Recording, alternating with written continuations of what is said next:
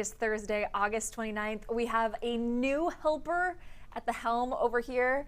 Brandon's shaking his head at me right now. He's going to be running the computer. He's taking over for Jaime. Jaime's here to offer help and suggestions along the way. But thank you so much for joining our update this morning.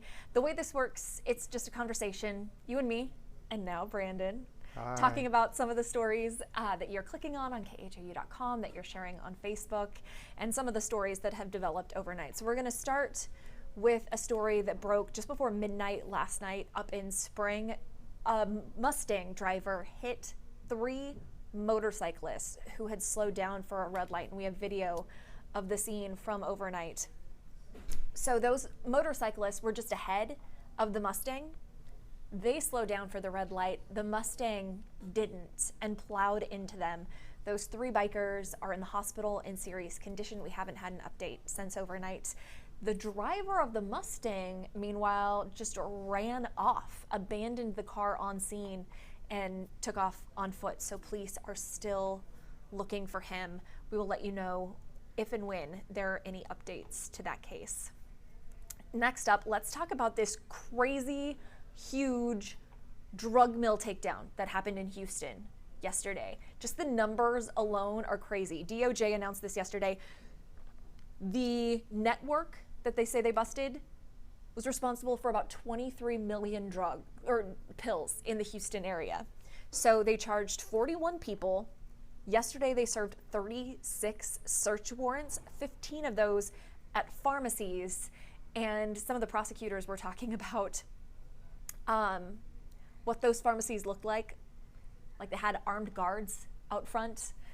He said, you don't often see an armed guard in front of, say, a Walgreens. So that was a heads up that things weren't right there. We have a whole write-up on khou.com. You can read how this went down and what comes next.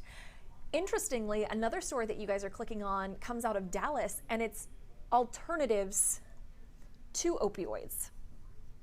So have you seen this flower right here? It's called the snow on the prairie. Its actual scientific name is Euphorbia bicolor.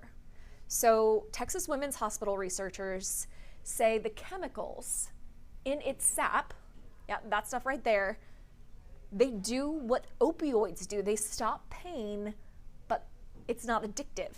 It just turns your nerve endings off. So they're using it to develop treatment. This could be an alternative to opioids. Worth noting, don't just lick the sap. It is toxic. Not a good idea. But really interesting story out of Texas Women's Hospital. You can read up on the researchers who kind of put 2 and 2 together to figure this out. Up next, this was a story we talked about all morning on H-Town Rush.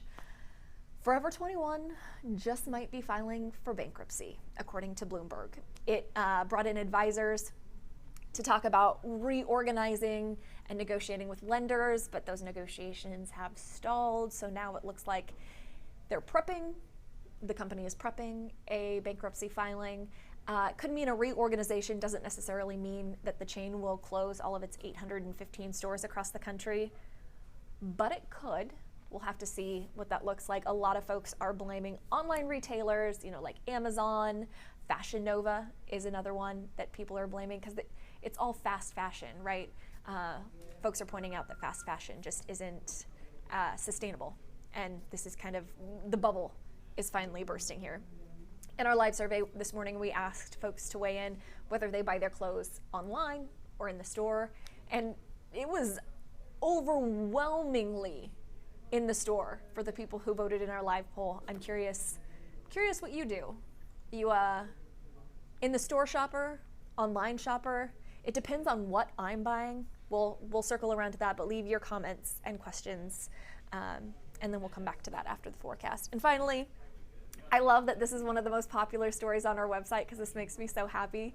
The Dr. Seuss Experience is coming to Houston. We don't know when yet because this was just announced yesterday, but this is a whole interactive exhibit that's based on the maze in Oh, the Places You'll Go. It's been in the works for 2 years, and these are kind of samples of what the rooms are like. They almost look like those Instagram pop-ups, the hot spots where you can go, take those photos you see everywhere, like Candytopia and whatnot. It kicks off in Toronto, and then it will visit a bunch of different cities, and Houston is on the short list. So we'll keep you posted and let you know when it's coming, when we get those dates, and how you can get tickets, because I know a lot of you will be very interested. As far as your forecast goes today, we are going to be a whole degree cooler than we were yesterday. It's still going to feel like 102 though, so not a huge change. There's still a chance of showers also, but not as much as, we shouldn't see anything nearly as widespread or as strong as yesterday, because I don't know about you guys, but it was tough for me. Well, you probably weren't trying to go to bed at 5 o'clock. I was, and the thunderstorm was raging. It was a little louder than I'd prefer. I like the dull rumble, you know, to lull you to sleep, not the like, oh my gosh, my house is in the middle of World War III sounds.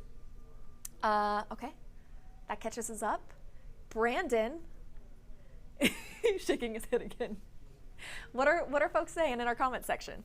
All right, Brandy, so far we'd like to say good morning to some of our viewers. We have Rosie here, Ashley Brown, good morning, Demetris.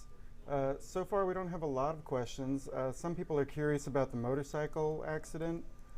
They're wondering if we've seen anything about any more info on the driver yet.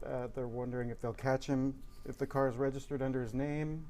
Yeah, we'll find that out likely very soon, because the car is either going to have been reported stolen or it's going to be registered to him or someone close to him. So it'll be easy to track him down, hopefully.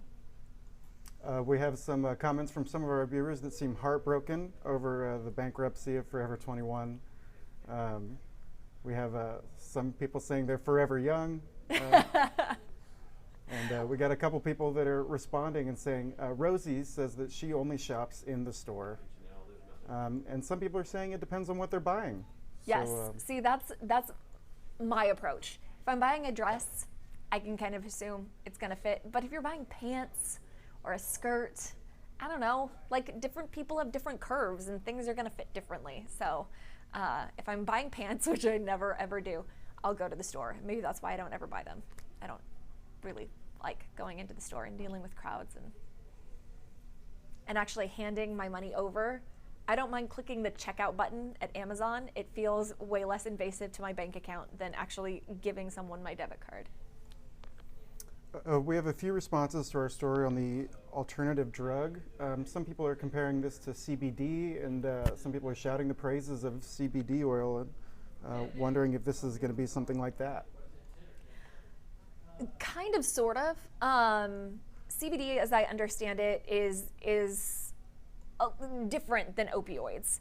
Definitely an alternative, but has a very different approach. This actually shuts off the nerve endings, which is more like specifically what opioids do.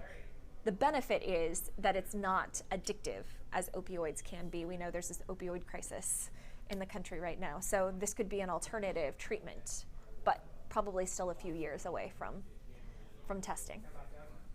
All right. With a shrug for Brandon, that means we will wrap it up. We'll have another update here at 2:15. If not, we'll be back here tomorrow. Have a good day.